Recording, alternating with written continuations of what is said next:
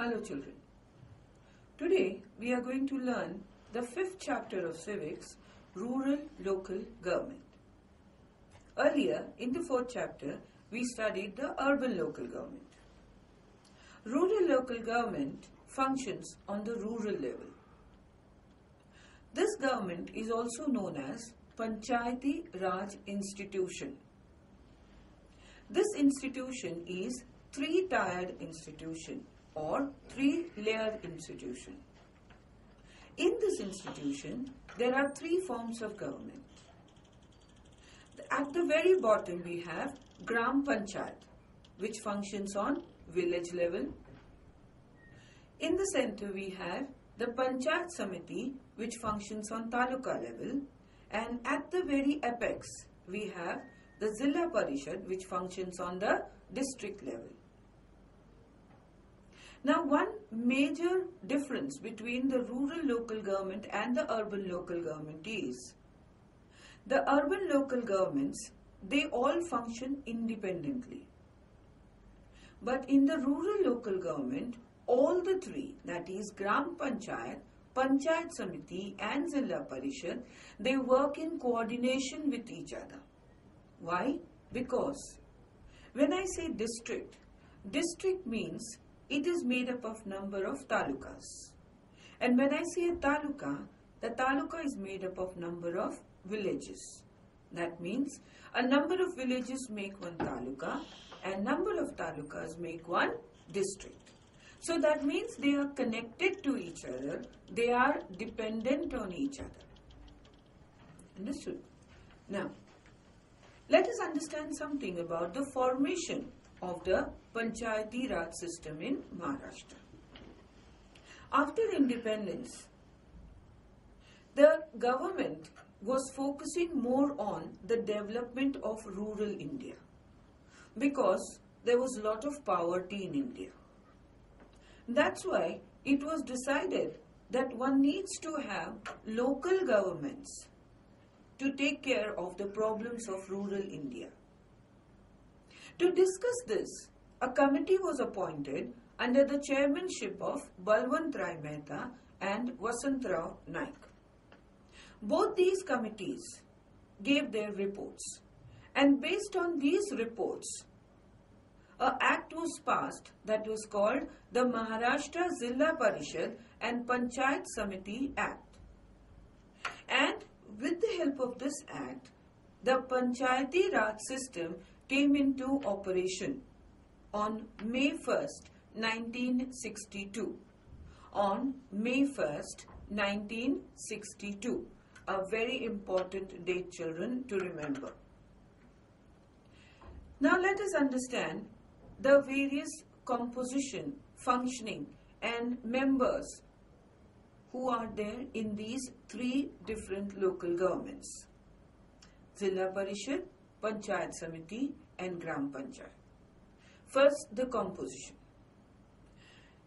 In the Zilla Parishad, there are two types of members, elected members and ex officio members. There are also reservations of seats, that is for scheduled caste, scheduled tribes, OBCs as well as women. The elected members means the members who are elected by the people through voting, the adult members. And ex officio means these are the members who are appointed by ex officio. Elected members are those whom the people elect. There is reservation of seats for scheduled caste, scheduled tribes, women and OBCs. Once elected, the members enjoy a duration of 5 years. The composition in Panchayat Samitis, there are elected members as well as there are co-opted members. Even here we have reservation of seats for scheduled caste, scheduled tribes, women as well as OBCs. Even here duration remains the same, that is 5 years. For Gram Panchayat, since we are dealing on the village level, the population is very less. So here the elected members are between 7 to maximum 70. Here also we have reservation of seats for scheduled caste, scheduled tribes, women and OBCs. And even here the duration is for 5 years. Now let us discuss the various officers who work or elected officers of the various local governments. For Zilla Parishad, the elected officers are called President and the Vice President. They are elected by the members amongst themselves. They have a reservation of seats by rotation. And once elected, they enjoy a tenure of 2.5 years. Now the functions carried out by the President are, he calls for the meetings, presides over these meetings, discuss about the financial administration of the Zilla Parishad, and also gives directions to the CEO during calamities, especially during natural calamities.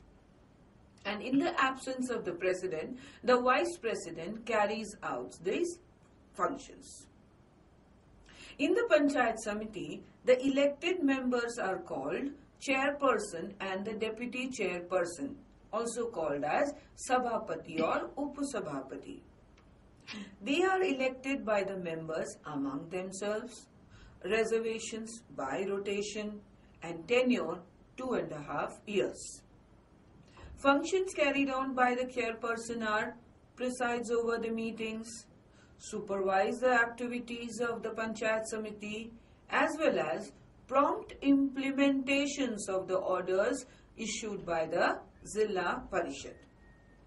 Even here, in the absence of the chairperson, the deputy chairperson carries out its functions. Now in Gram Panchayat, the officer is called as the Sarpanch and Deputy Sarpanch. He is also elected by members among themselves. His tenure is for 5 years. And the functions of the Sarpanch are, he calls for the meetings of Gram Panchayat as well as Gram Sabha. He implements the resolutions, prepares the annual report for the working of the Gram Panchayat, and of course supervises over the financial matters. In the absence of the Sarpanch, the Deputy Sarpanch carry out the functions of the Sarpanch. Now let us understand something about the appointed officers. For the Zilla Parishad, the appointed officer is called CEO, Chief Executive Officer. He is also known as the administrative head. He has to pass the IAS examination. He helps in implementing the resolutions passed by the Zilla Parishad. He is appointed by the state government and he is assisted by many other officers of the Zilla Parishad. In the Zilla Parishad, there are also various committees who help in smooth functioning of the Zilla Parishad. They are water supply, women and child welfare, social welfare, agriculture, finance, education, health, animal husbandry, public works. Apart from these committees, there is also one very important committee that is called the Standing Committee. And the composition of the Standing Committee is, it has the President of Zilla Parishad as the chairperson. It also has got the chairpersons of the subject committees.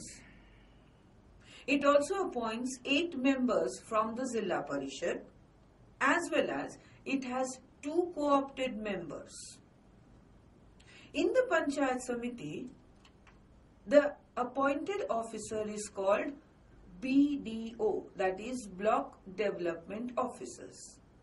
Why? Because the Zilla Parishad, that is the district,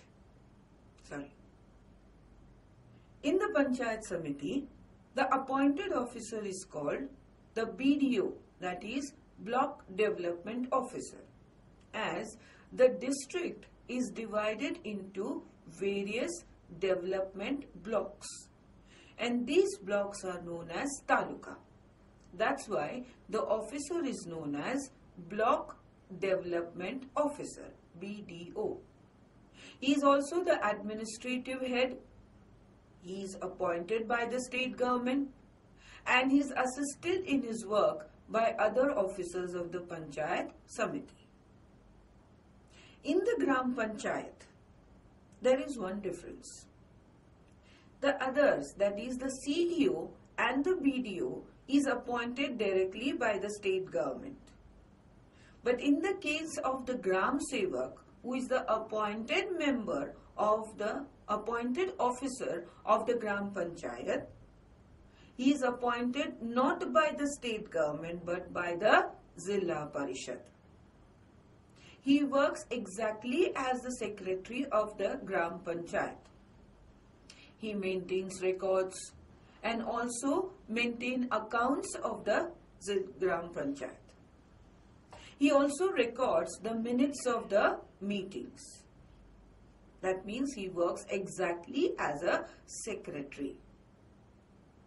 There is also a very fundamental and grassroots level unit of democracy in our state, that is called the Gram Sabha. The Gram Sabha works at a very grassroots level. It is also known as a deliberative body where discussions takes place between the people and the government. Here, the Sarpanch of the Gram Panchayat also looks after the working of the Gram Sabha.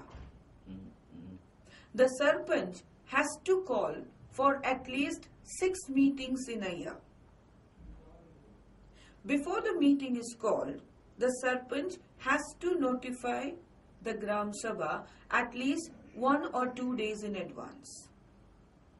Even the Gram Sabha, if they have to discuss certain things, they will have to notify the Sarpanch 1 or 2 days in advance, so that the Sarpanch has got answers for all the questions and problems put in front of him in the meeting.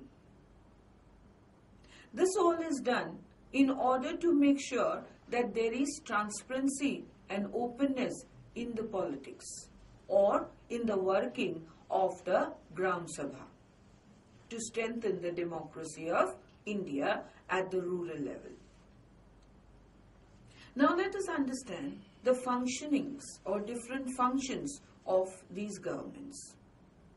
The Zilla Parishad functions. It implements developmental schemes and projects. It improves in working. It works to improve the quality of the life of the people in the district, and it also involves the Panchayat Samiti and the Gram Panchayat in its activities. So it means it goes for an all-round development of the district, which includes the taluka as well as the villages. Now, the sources of income for the Zilla Parishad, as to from where the income or the money is generated to carry out the different functions or schemes and policies. They have got tax collection. That means they can collect taxes from the district. They also get grants, that is financial assistance from the state government. And they can keep 70% share of the land revenue that is collected in the district. The Panchayat Samiti's functions. They also implement developmental schemes and projects. The Panchayat Samiti also supervises the administration of Gram Panchayat and guides them in case of developmental schemes. It also goes ahead and distributes loans and gives financial assistance to the poor people, to the farmers, to improve agriculture. The Panchayat Samiti does not have its own source of income, and so it has got no authority to collect taxes. So the Panchayat Samiti totally depends upon the grants, that is financial assistance it gets from the state government as well as the Zilla Parishad. For the Gram Panchayat, it carries out the functions like water supply, construction of roads, public hygiene, health, etc., registration of births and deaths, and of course looks after the primary education. Regarding the sources of income of Gram Panchayat, it can go ahead and collect taxes. It also gets grants, that is financial assistance from state government as well as Zilla Parishad, and the Gram Panchayat can keep 30% share of the land revenue it collects from the people. In this way, children, we have just now studied about the institution called Panchayati Raj Institution or the rural local government. With this, we conclude the civics portion. All the very best, children. God bless you.